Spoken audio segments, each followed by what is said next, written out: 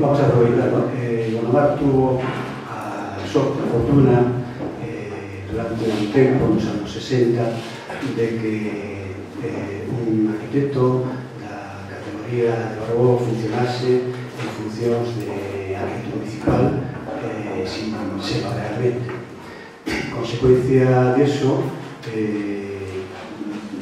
existen unha serie de obras dentro do territorio municipal, algunhas delas alimenticias, exclusivamente, pero outras non son exclusivamente alimenticias, son obras de interese, e entre elas, concretamente, unha que vamos a visitar de alto interese dentro do contexto no que estamos. Comenzamos facendo un pequeno repaso con algúns datos da biografía de Xosé Barbó. Nace en Vigo o 25 de setembro do ano 22. Ten o título de arquitecto na Escola Superior de Arquitectura de Madrid no ano 57, con 34 anos. No ano 64 obten o título de doutorado. En nos anos 60 pasa anos como arquitecto municipal colaborando, facendo as labores de arquitecto municipal do Concello. Quixemos destacar algunhas obras, gran cantidade de obras, fixemos unha selección un pouco pensando na arquitectura tamén de Gondomar, contando un pouco a súa trayectoria. Nun inicio, a obra de Barbó ten un percorrido lineal no que nun inicio nas súas dúas primeiras obras indas sen ter o título de arquitecto son a Villa Samil en o edificio Prestibar no ano 57. Anos máis tarde as súas obras acadan unha importancia maior co edificio na Praza de Compostela no ano 63, o Sanatorio Neuropsiquiátrico El Pinar. Son unha serie de vivendas que teñen un fío común no que se ve que é unha arquitectura moi racional con fortes influencias do que ele estudia, do que é a arquitectura vernácula. As súas formas é unha arquitectura racional e chega a formas complexas, utilizando formas circulares e formas trapezoidales, como se pode ver no edificio CIES ou na igrexa parroquial de Nosa Señora das Neves en Teis, en Vigo. Inda que a priori parecen formas moi complexas, é unha arquitectura moi racional, como dixen antes, e sempre cunha base moi sólida no que o estudio da mesma se refire. Quixen por estas imaxes no que, por exemplo, no Sanatorio Neuropsiquiátrico El Pinar, pola imaxe da chimenea, é un elemento moi importante na arquitectura de Barbó, como é nas vivendas tradicionais galegas, é un elemento ao redor do cal se reúne a xente. É como un fío conductor, é o centro de moitas das súas vivendas, ou igual que outras arquitecturas desa mesma época, e en torno a cal se parte a vivenda e se distribúe. O edificio da Praza de Compostela, esta imaxe nos pareceu moi singular en canto a forma da quilla do barco, como veremos máis adiante e veremos na visita ao cinematógrafo de Gondomar, con esa forma en forma de barco, como repito, perdón. Estas imaxes correspóndense ao edificio de vivendas da Cooperativa San Xosé Obrero en Vigo, o edificio de vivendas da Illa de Toralla e a Praza de Abastos de O Porriño. Comentar que ao mesmo tempo que traballou como arquitecto municipal en Gondomar, tamén o fixo no Concello de Porriño. E, esta en concreto foi unha obra que el non levou a cabo por completo e que tivo diversas modificacións. Xa se ve o empleo das pastas como elementos singulares, conformadores propios da súa arquitectura. O material para Barbó é un elemento fundamental na súa arquitectura. En concreto, as pezas de granito son materiais que ele utiliza para a súa textura, polo seu cor, incluso polo seu corte, extraídas directamente da canteira, de fácil manipulación e que cubren unha parte moi ampla da superficie a tratar. Utiliza as pezas de granito como el mismo di, porque as mira nos cerramentos das fincas da zona sur de Galicia de Pontevedra.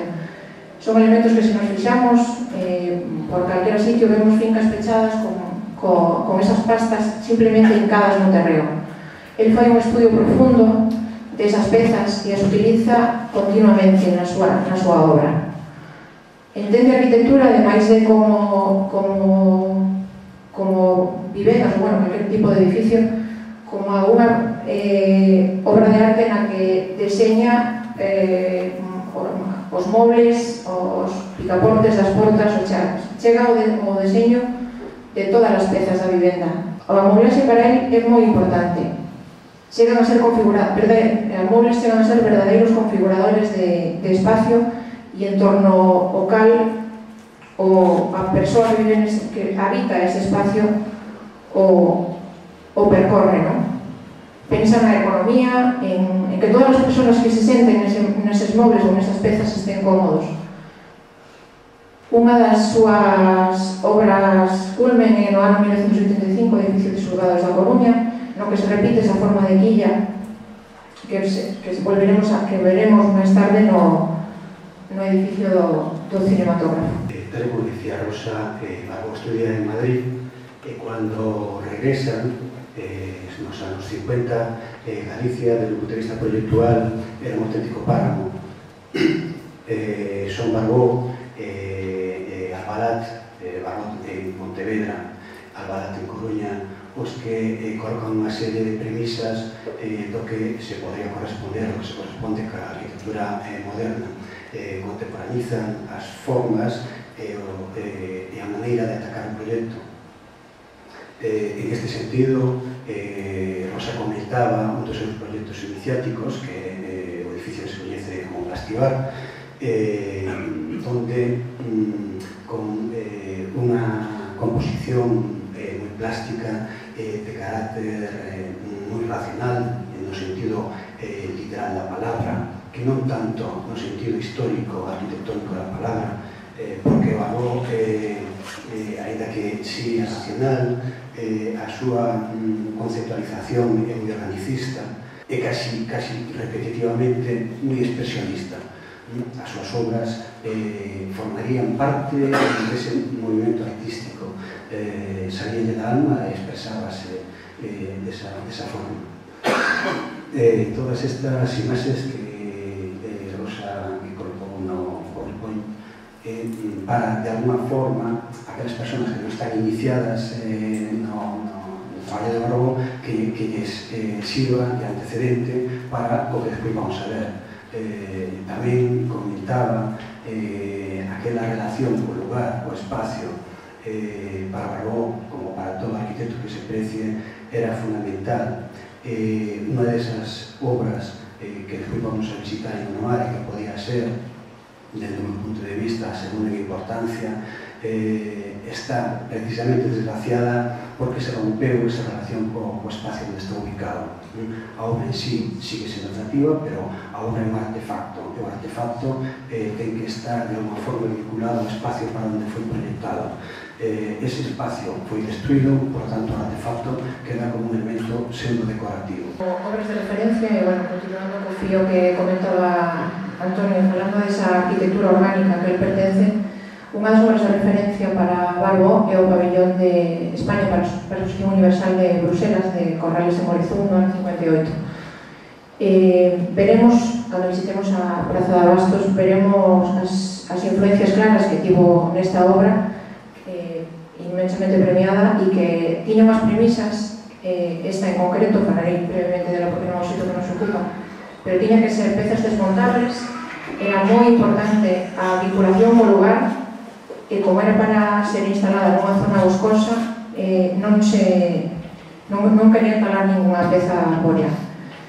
O hexágono consideraron que era unha peza na que conseguían esa adaptabilidade con as formas de paraguas que, bueno, veremos como na Praza de Abastos se repiten. A ampliación é posible gracias á propia xeometría. Xa en Gondomar, o percorrido neste caso é cronolóxico, xullo do ano 1965 proxectase a primeira fase do mercado de abastos e empezase a obra. É unha peza que se desenvolve en 3 fases, a primeira no ano 65, a segunda no ano 66, coa construcción do terceiro hexágono, e no ano 69 continúase coa última fase, coa ampliación do cuarto hexágono. No ano 65 presenta os centros de inseminación artificial Gandeira, que están dispersados por varias parroquias do concello, e no ano 66 tamén o edificio social da Irmandade de Labregos de San Migueito. No 67 o cinematógrafo de Gondomar, a partir de aí unha serie de vivendas que non de tanta importancia, pero non por ser vivendas familiares, senón edificios públicos deixan de ser parte do seu legado. Comezamos coa Praza de Abastos, na que, como mencionei, se desenvolven 3 fases.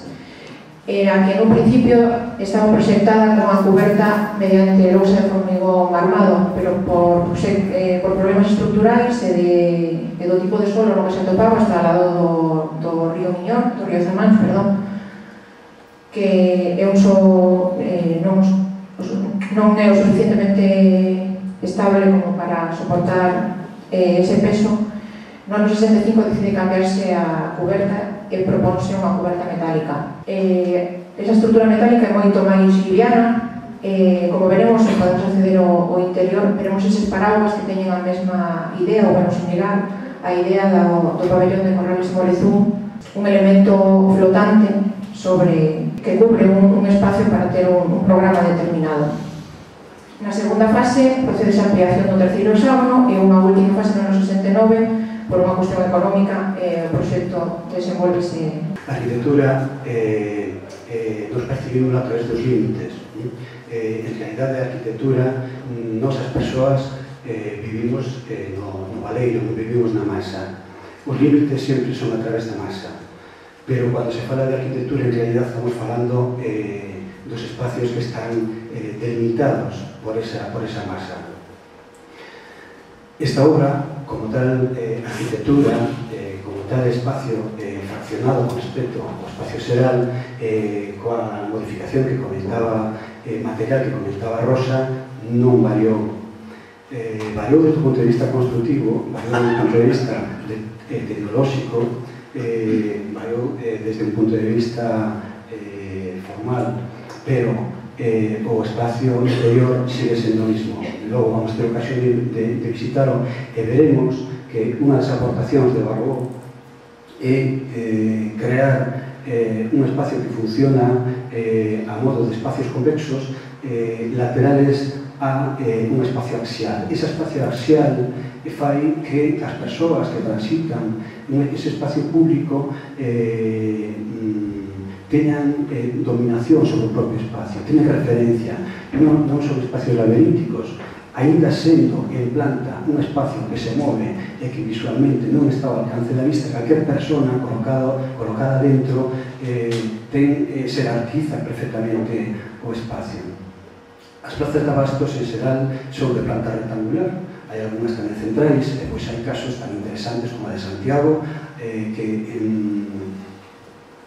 permitiríame recomendar que a todo aquel que teña a oportunidade de achegarse que a visite, a parte dos produtos, para a propia tipoloxía da Praza de Abastos. Esta praza, como decía Rosa, foi proyectada con uns muros de formigón en masa e unha cuberta de formigón armado, pero as margas e as silas do terreno non permitían,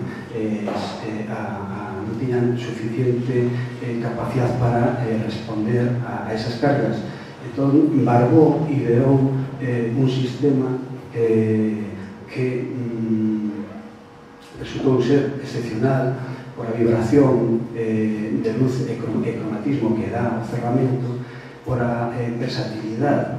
Barbó é a terceira obra, máis ou menos, a terceira obra, que utilizaba as pastas, que eran un material degradado de segunda categoría, non utilizado na construcción ou por menos na arquitectura, e el utilizou aquí por primeira vez, a diferencia das veces anteriores, solapado, de tal maneira que sin preocuparse do paralelismo ou do tomado das xuntas, etc., conseguía estanqueizar o interior.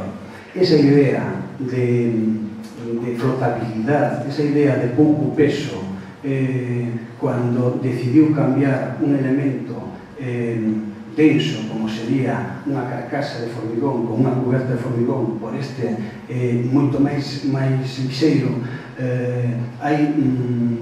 queda demostrado en pequenos detalles que esa era a preocupación dele. Decía Mies van der Rohe, para os que non conozan, un dos millores arquitectos sin duda do século XX, a nivel internacional, que Deus está nos detalles, no pormenor. Bargó sempre estuvo atento a ese pormenor, a ese detalle. Con máis ou menos fortuna, ás veces achegábase máis a ese suposto Deus, outras veces quedábase un pouco máis longe, sempre o tiña presente. Na Praza de Abastos, cando se fai o proxecto e se construye a obra, as pastas non tocaban o pavimento. Hai unha estrutura a base de pilares e vigas que é o esqueleto importante da obra. As pastas son simplemente un fechamento e esa primeira viga estaba achacanada pola parte inferior para que non tocase a beirarrúa, de tal maneira que coa proyección do sol producíase unha liña de sombra que facía percibir ao observador como se ese zócalo estuvese todo el flotando, como se non tuvese peso. Iso subrayábase ca solución da cuberta, que é a que temos aquí. Chegado un tempo, as condicións atmosféricas e os cambios de normativa obrigaron a que a ventilación non fose tan exhaustiva. O arquitecto empeñouse en colocar de nota ao proyectista anterior que colocou a cuberta como está, sin ter en consideración ninguna esa idea de levedade. Agora a obra realmente ten unha cabeza tan grande como un zócalo. Por tanto, esa idea de densidade que Bargón había abandonado cando mudou un proyecto volve a aparecer na obra. Bueno, aquí estamos os planos desa primeira cuberta, desa primeira idea desa cuberta de formigón armado. Bueno, simplemente son os planos de estrutura. E aquí o detalle da cimentación dos pilares centrais. O sea, con esa forma de paraugas, o igual que o pabellón de Corrales e Molezún, o igual que outras arquitecturas, recolle as augas pluviais, recóllense nos piares, nas pezas centrais. Mais adiante veremos os planos de instalación das instalacións no que se recolle esta idea. Nestes planos son do ano 65, coa coberta metálica, podese observar, ademais desa idea da estrutura da coberta, que está flotando, as pastas dispostas en vertical. Decir que son... O sea, a importancia que ele daba ás pastas era pola cor, pola textura, pola propia extracción e por ser un material que estaba, como dixo antes, non denostado, pero non tiña o valor nobre de outros materiais, e ele o utilizou coa mesma textura que saía da canteira. Neste caso utilizou dúas cores, un tono rosa e un tono gris por problemas de cantidade de pezas. Con ese empleo desas dúas cores e co retranqueo nos planos das mesmas pezas, consigue un efecto de sombra moito maior.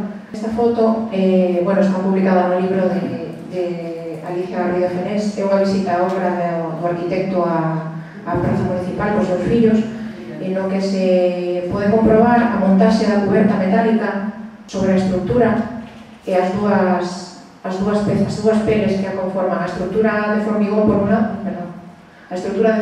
por un lado, e a pele exterior por fora que comentaba Antonio, con eses planos de sombra.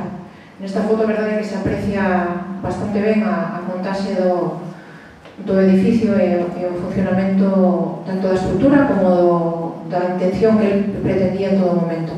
Na segunda fase ampliouse ao terceiro hexágono. A primeira fase foron os dous primeiros, a terceira fase foi a ampliación do terceiro hexágono e en último lugar o cuarto.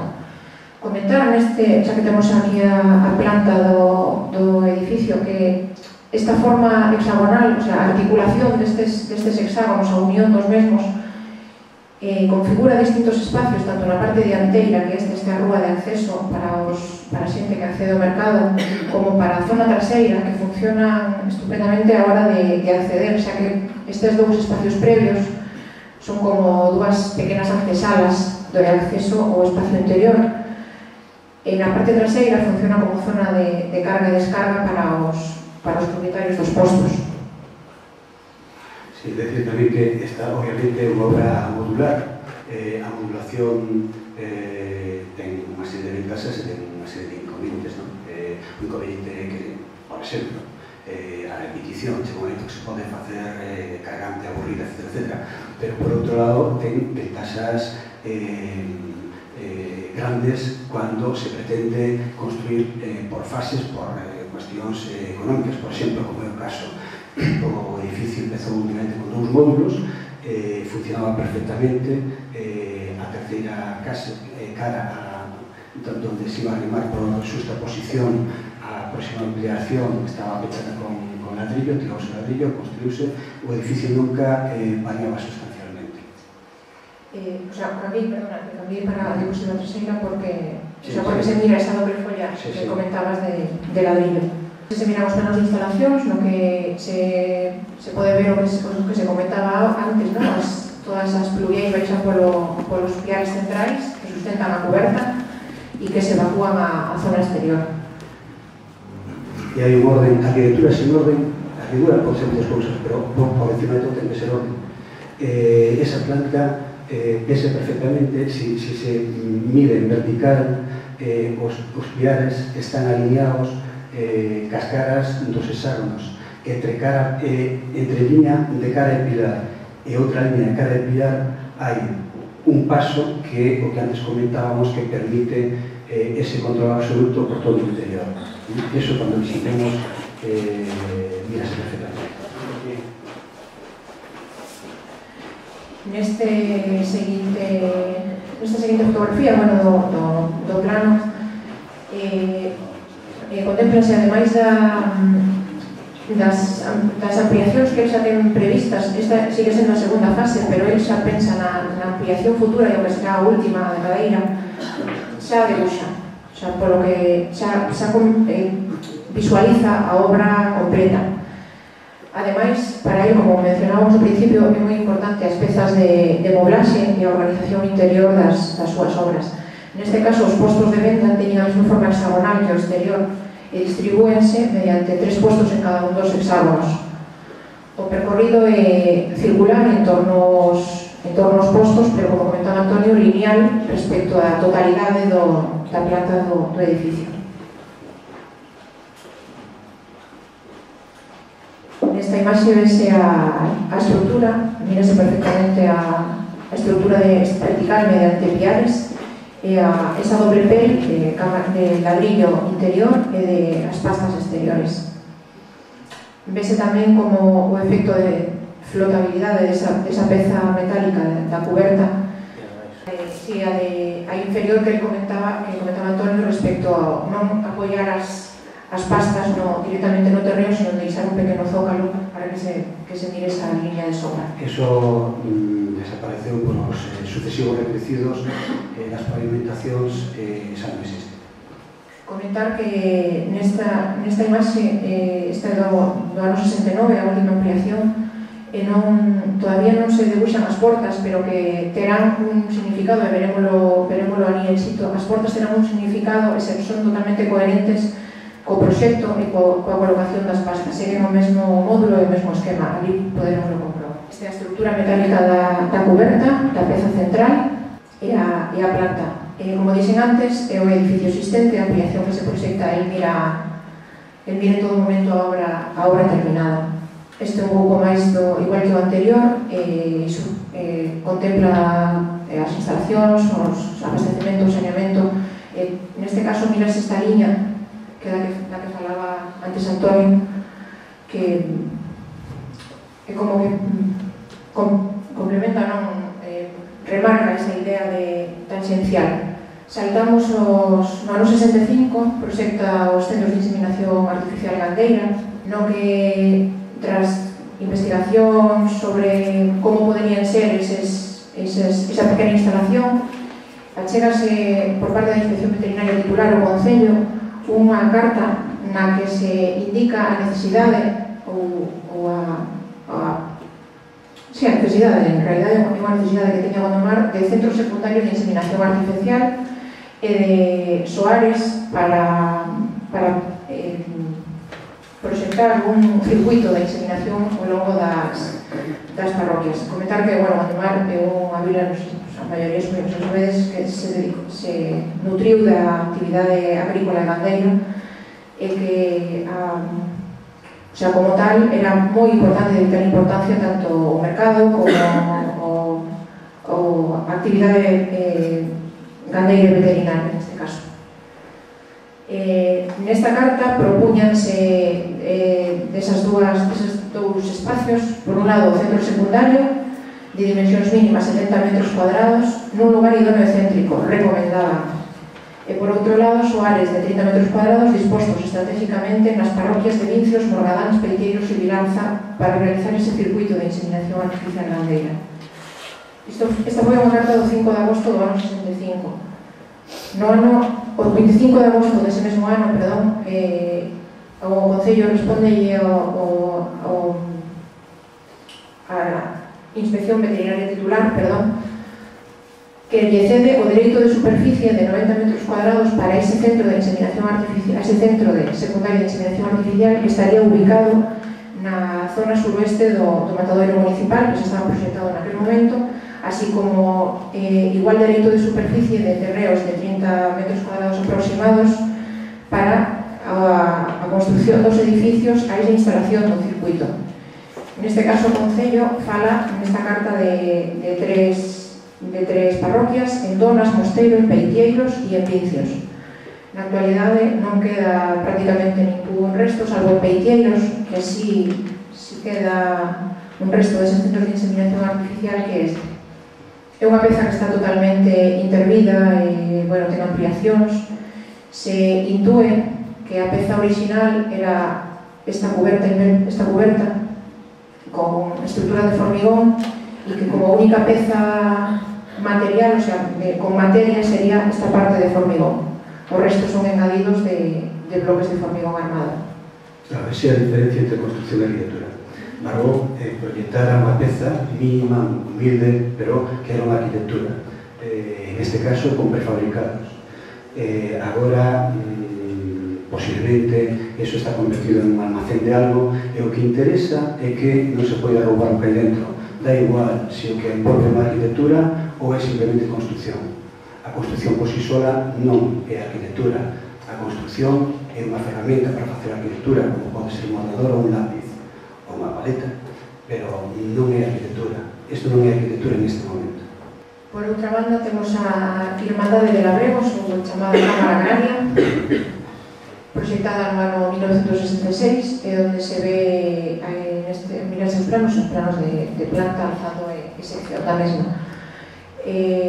A singularidade desta peza é que xa no ano 66 Barbó estaba pensando no que máis tarde desenvolvería e incluso imitaría ou perfeccionaría son as escaleiras. Para Barbó as escaleiras son un elemento fundamental e que é un elemento configurador, así como falábamos antes da chimenea, o elemento do lume ao redor do cal de maneira tradicional a xente se reunía na súa casa. As escaleiras para Barbó tamén son un elemento fundamental integrante da súa arquitectura. Neste edificio vemos que era a Cámara Agraria, era, non sei se como coñeceredes a maioría ou igual non, era un espacio onde os labregos tiñan unha zona de almacén para almacén de piensos e sementes, e ademais onde iban a facer os pagos e os cobros mensuais da súa pagas ou retribución. O programa era unha zona de oficinas, así como unha zona de almacén.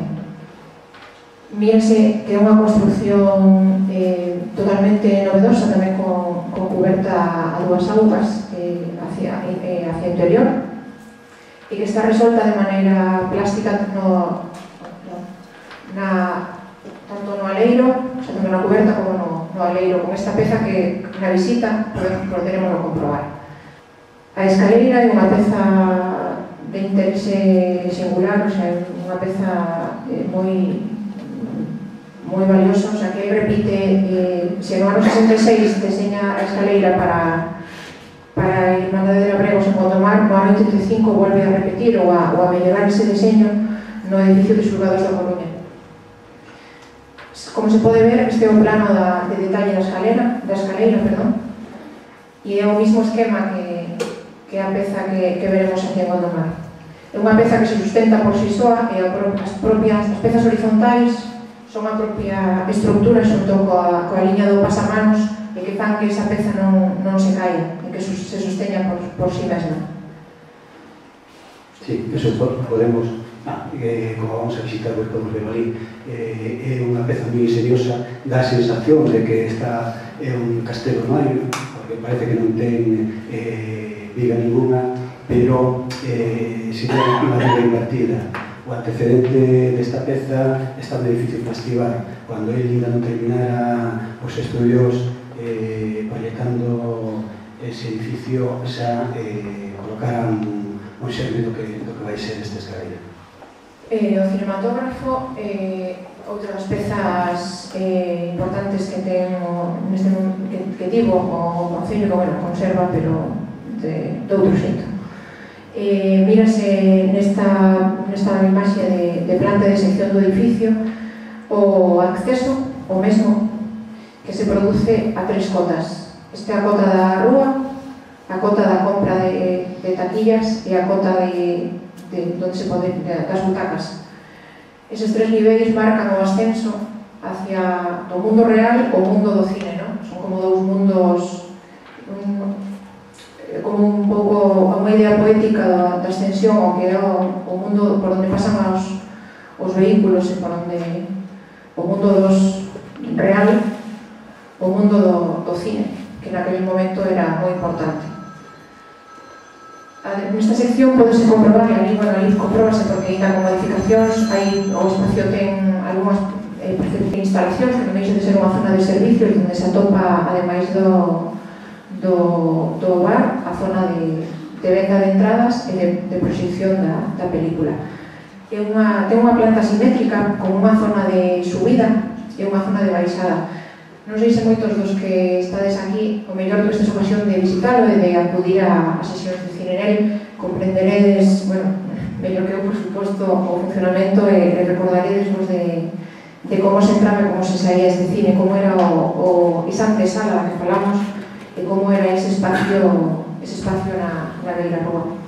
Comentar ademais que naquele momento contaba con todas as exigencias técnicas, por suposto, en canto a evacuación de ocupantes, tenía unha capacidade para casi 500 personas, 490 e pico. Que era como o sea, ese ritual de acceso era como algo moi importante para Barbo nesta obra, ¿no? Era unha entrada tan esencial, tanto na zona a esa antesala, como, neste caso non se ve, esta é a planta de butacas, non é a planta de acceso, porque despois ten algunhas fotos máis adiantes no que se ve que ten unha entrada tan esencial. Mírense, estas duas fotografías non atopamos ninguna foto nin do interior, nin do daquele momento, nin do exterior, no que se poidese comprobar o seu estado.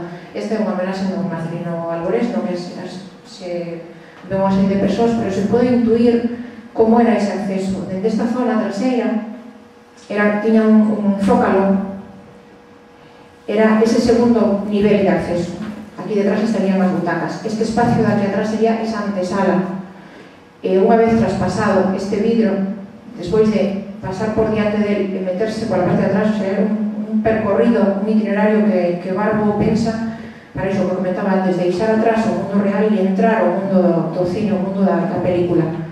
Esa entrada tan esencial está pensada absolutamente para como un ritual a hora de ir ao cine. Ademais desta imaxe antigua, vemos esta imaxe coa previa demolición da Casa Aquilino, no que se ve unha zona de soportal aquí abaixo. xa se ve, este era un edificio simétrico, mírase a quilla da que falábamos antes, esa forma de barco que se utilizaba para ademais da cartelería do cine, para proxectar as películas que se ian ver. Era un edificio simétrico e que nesta foto xa está feita a ampliación da rotonda e xa se rompeu ese espacio da rúa, esa antesala, e se demoleu unha das dúas pezas, en concreto a escaleira de saída para colocar a rampa de acceso aos vehículos, que agora é un taller de coches. Nestas dúas imaxes mírase como nese zócalo estaba a cartelería do cine e que el, en todo momento representa, non sei se mira na foto anterior, esta peza que ten como forma trapezoidal, ela utiliza, está diseñada expresamente para colocar o cartel do cine, como se pode ver.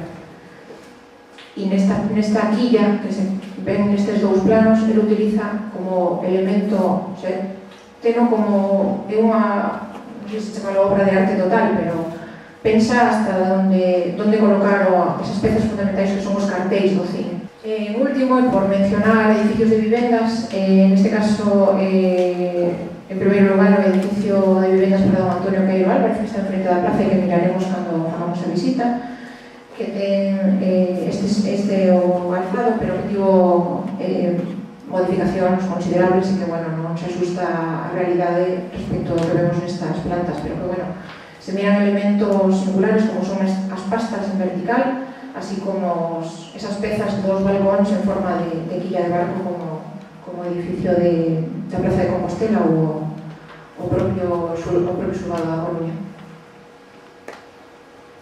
Por último, o edificio Albores, que actualmente ten este aspecto e que se volve a repetir a utilización das pastas como ensayo e como investigación de todo o que será a súa obra.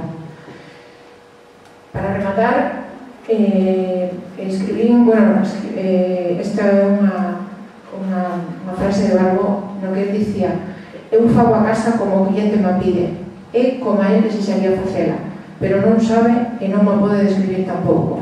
Pero eu fago as cousas de tal xeito que, se acerto e psicolóxicamente entendín, entón a apreciará como cousa realmente propia. De pouco tempo despois, irá engadindo máis cousas e co que vai colocando, vai ir facendo máis súa, máis entrañable. É unha idea que o arquitecto pode traballar nunha vivenda ou nunha peza, nunha arquitectura en si mesma, pero ao final é o usuario o que fai súa, o que a coida, o que a mantén e o que fai que se poida vivir nela. Penso, non sei se queres... decir que non vamos a ver no percorrido, vamos a seguir a orde que aquí está establecida por cuestións prácticas. Vamos a empezar vendo cine e remataremos vendo a última obra de vivenda que acaba de mostrar Rosa. Os comentarios faremos na propia obra, porque senón vai existir aquí muitísimo tempo e pouco vamos a ter que decir.